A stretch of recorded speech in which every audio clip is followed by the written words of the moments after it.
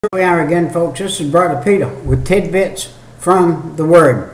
Now, in the last few of these that I've done, I've kind of strayed away from the teaching, preaching thing for a bit, and am challenging some of you to back up your disc or put it where you can pause it and take down and look at and write down some of these things. Get you a good Bible and go along with Brother Peter as he goes through the books of the Bible. I want to show you in a breakdown today of the books of the Bible, starting with the law. The law was the first thing that was given in the Old Testament by God. Genesis, Exodus, Leviticus, Numbers, and Deuteronomy are the books of the law. Now, they're not just the law, the spiritual law, they were the laws of the land. They were given so that people could see how to govern the land, how to make boundaries, and how to do all kinds of things. Not just the laws of God, the principles of God, but the laws of cleanliness, the laws that would say, if you don't wash your hands after you cook fish, if you don't wash the board, if you put chicken and fish on the same board, and then you go and you cook it and you eat it, you can get sick and die. So there were all kinds of laws. And then there were dietary laws, laws about how to eat, what to eat, and those laws. And those were different laws. And then we come to the history of the Old Testament, where you say you've just done 5 books, Genesis, Exodus, Leviticus, Numbers, and Deuteronomy. You've only done 5, but how much history can you have? Well, let me tell you a little story about the history of the Bible. The history goes backwards, goes to when it was, and goes forwards. The history was foretold on many of these books. The history is foretold of what is going to be. And then we had Joshua and Judges, and Ruth, 1st and 2nd Samuel, 1st and 2nd Kings, 1st and 2nd Chronicles, and some of these kind of repeat themselves. And then we have Ezra, Nehemiah, and Esther. Now let me tell you something about Nehemiah. Nehemiah is a good book study. Esther is a good book study. Ezra is a good book. They're all good books. But now we're looking here at history. Now over in the New Testament, there is a historical book, and it is the book of Acts. The book of Acts records the history of the Apostle Paul and the history of the first church, and that is the history of our church today is in the book of Acts, and that is history. And then we have poetry and wisdom.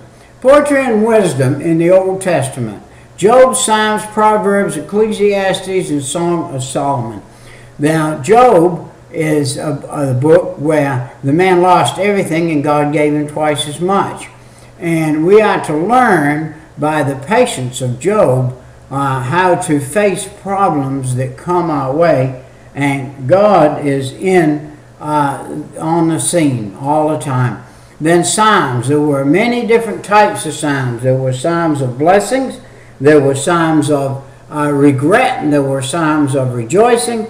And there were Psalms that were mournful. And there were all kinds of Psalms. And then Proverbs. Proverbs is one of the very best books in the whole Old Testament. The book of Proverbs tells us how to live. If you'll take the book of Proverbs, you had no other book, just Proverbs, you could get saved from the book of Proverbs. You can go to Proverbs chapter 8, where it talks about, if you have me, wisdom, I am the way, the truth, and the life. I am the light. I am the Word of God. I am everything that I was, and that's in. And then Ecclesiastes, of course, is ecclesiastical book, is human things. And the Song of Solomon is a love story, and it is the love story of Jesus Christ knocking at the door, knocking at the door, and you refuse him, knock at the door, and you refuse him, and he is one day going to turn, walk away, and you're not going to be able to get him. And then we have major prophets. What is a major difference between a major prophet and a minor prophet? A major prophet was one who had much more responsibility, much more to do, a longer life, and was entangled more in the things that were done.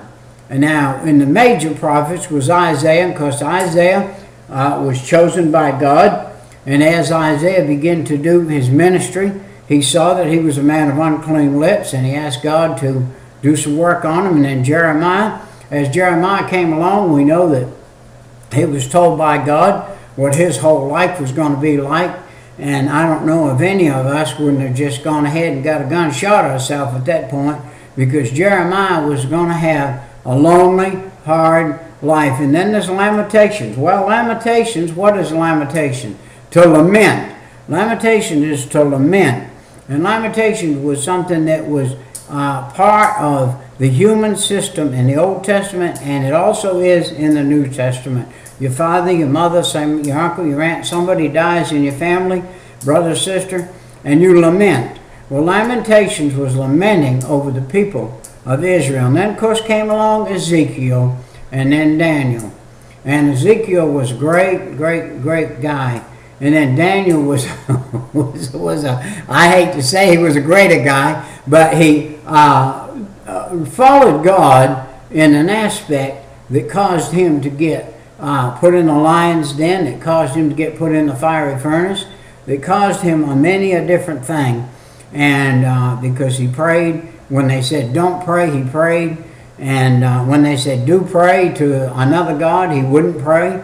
And so here's this Daniel. Now we get to the minor prophets. Now the minor prophets, these are fellows that God just kind of seemed like picked them at random. He was walking by and saw this guy Hosea, and he said, Hosea, I tell you what I'm going to do.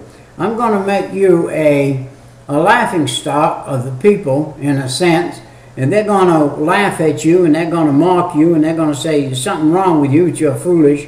But I want to show my children of Israel how I love them. And I'm going to show them how I love them through you.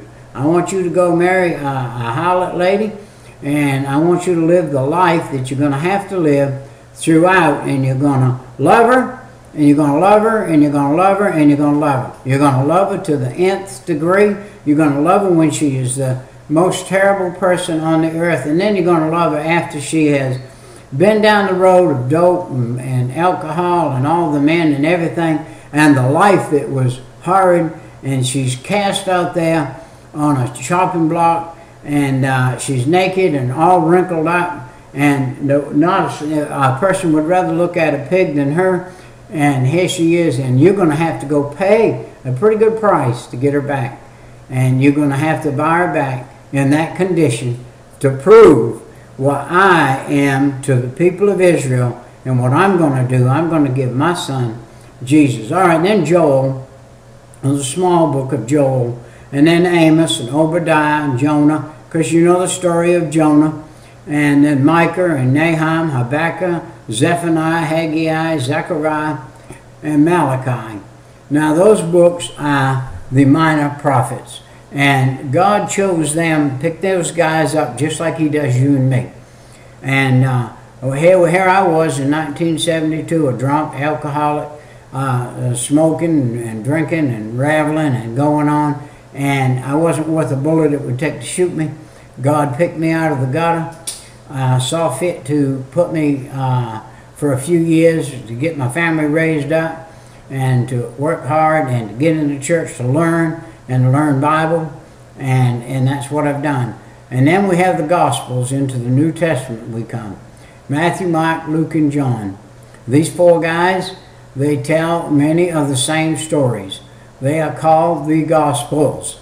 The word gospel is the death, the burial, and the resurrection of Jesus Christ.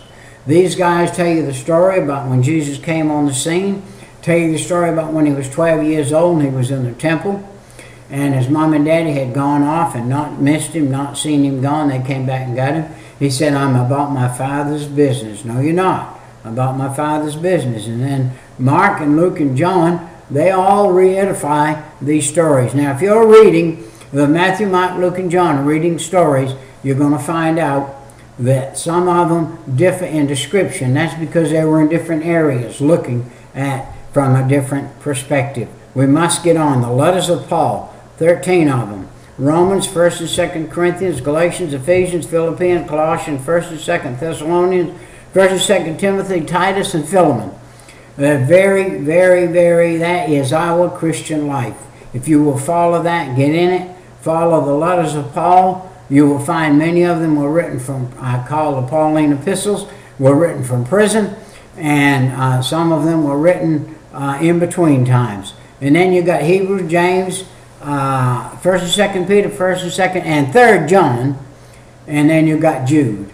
And these little books of John, they tell us about love, and they tell us about how to act. They tell us how to be in the church. They tell us about how to give and whatever. And then the last book is prophecy, and that is the book of Revelation.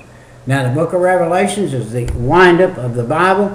303 verses in the book of Revelation.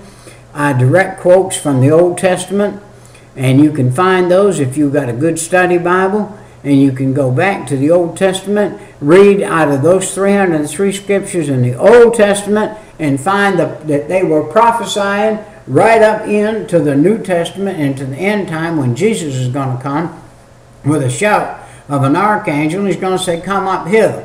The only ones going to hear him now are those that are saved, those that are his, those who have said, "Jesus, forgive me of my sin, come in my heart and save my soul." Those are the ones that's going to go be with him. And then there's going to start a new thing on this earth. It's going to be a 1,000-year millennial reign of the Jewish people on this earth. There's going to be 144,000 Jewish men that God has reserved, and they are reserved today, right now, as you and I speak. They are reserved to come forth and be the missionaries in the Jewish group. God is going to give the Jewish people a wind-up time to wind up. God dealt with them several years in the wilderness, and then he cut them off. And when he cut them off, he wasn't done dealing with them. There's a 7 more year period, a 7 year of great tribulation, a 7 year period where God is going to deal with this earth in a way before the millennium. And so when the millennium comes in, it's after a 7 year period. 3.5 years are going to be like this great peace on the earth, and then there's going to be 3.5 years of total wickedness, and then the 1,000-year reign is going to start. And then God is going to take the earth after that, at the end of that, and he is going to have that great white throne judgment. He's going to cast those that go to hell into hell forever, and fire and brimstone, and then hell is going to be cast into the lake of fire, and that's going to be a forever thing. And then God's going to bring down a new heaven and a new earth made just like the one that he made when he put Adam and Eve in there. And I have got to go now. My time is up here. So